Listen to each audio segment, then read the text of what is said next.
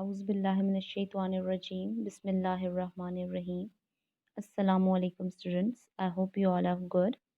Today we are going to understand the concept of demonstrative geometry or Euclidean geometry based on the name of the mathematician Euclidean, who is known as the father of geometry.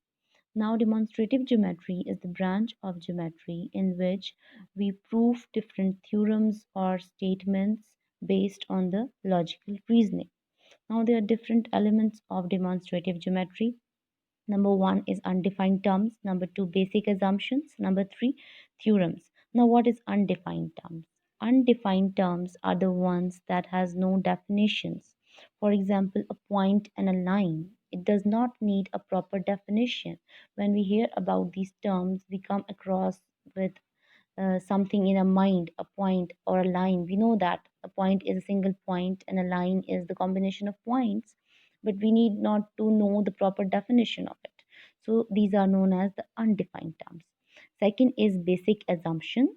Basic assumptions are the ones that has no proof, which does not need any proof, but they are understood. For example, if A equals to B and B equals to C, so A would be equal to C. This is the basic assumption.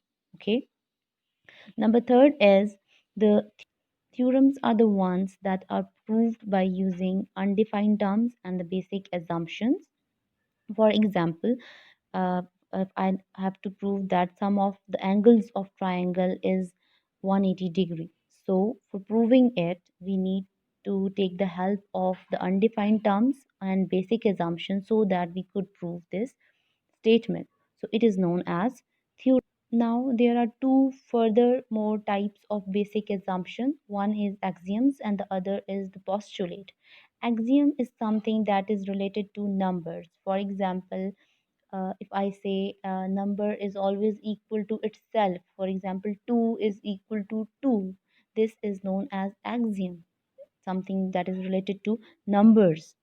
And the other one is postulate. Now, what is postulates are always related to the geometrical figures. For example, if I say that one and only one line can pass through two distinct points, so this is the postulate, that is, it is of some geometrical figure.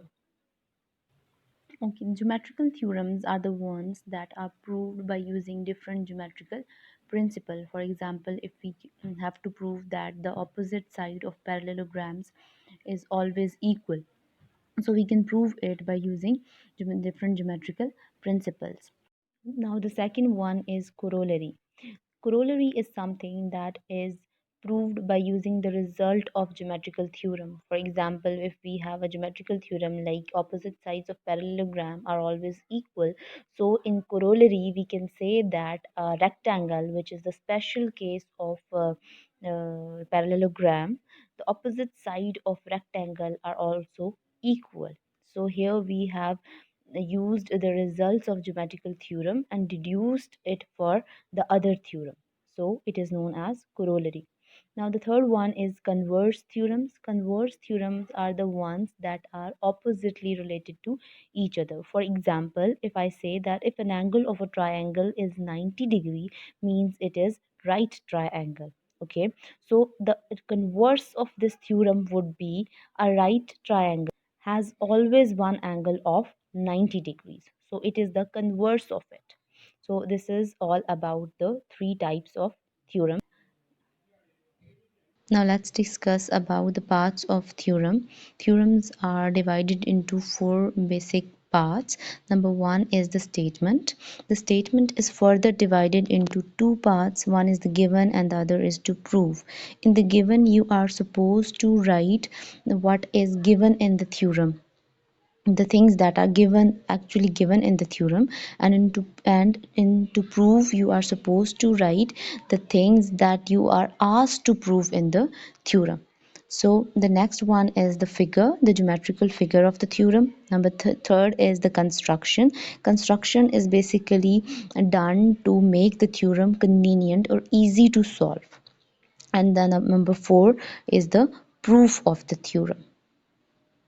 Now, this was all about the basics of geometry and demonstrative geometry. I hope you have got it. Thank you. Allah Hafiz.